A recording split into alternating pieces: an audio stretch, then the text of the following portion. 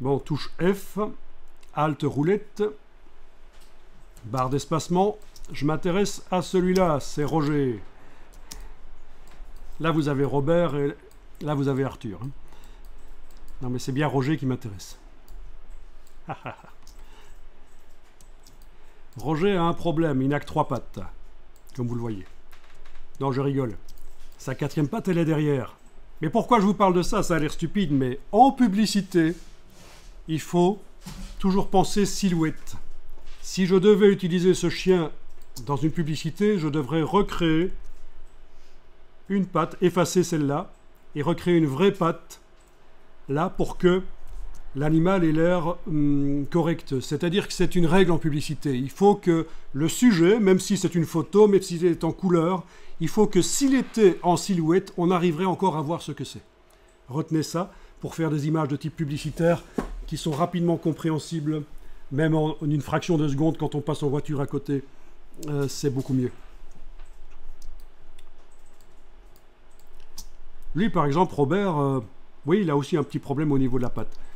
Par contre, Arthur, s'il était vu en entier, il y a bien ses pattes qui sont bien distinctes. Lui, il a vraiment un avenir dans la publicité. Ok. Occupons-nous de Roger. Donc, il va falloir le supprimer. Alors moi, ce que je conseille, c'est dans la palette des calques. Vous voyez la palette des calques, pas de problème? Est-ce que vous arrivez à la détacher en prenant par son nom et la mettre un peu plus haut, là? Est-ce que vous arrivez à l'agrandir? Parfait. Il n'y a qu'un calque, donc un niveau de construction. On va, par sécurité, dupliquer ce calque.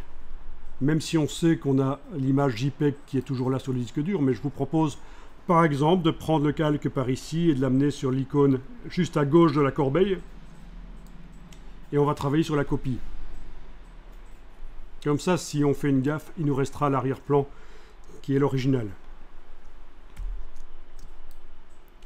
On va prendre le lasso.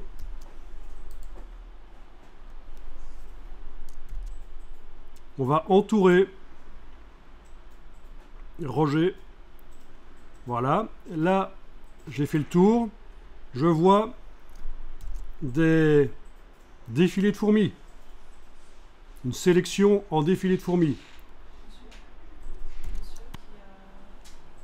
Vous n'avez pas le lasso? Ah, vous avez un lasso polygonal? Ben, appuyez sur l'outil et allez chercher le vrai lasso, là.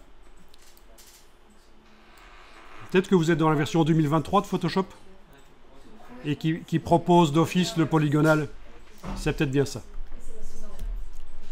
Ok, alors vous voyez que... Alors, pour rien vous cacher, je l'ai fait exprès. J'ai loupé la tête de Robert. De Roger, excusez-moi. C'est Roger, non, Robert, c'est lui, évidemment. Excuse-moi. Alors, avec la touche Shift, j'ai à côté du lasso un petit signe plus qui apparaît. Je garde la touche Shift enfoncée, je vais entourer comme ça et déborder. Et voilà, j'ai ajouté. Si je voulais enlever, ce serait la touche Alt. Mais il n'y a pas vraiment besoin d'enlever ici. Évitez quand même de faire un espace trop grand autour de Roger.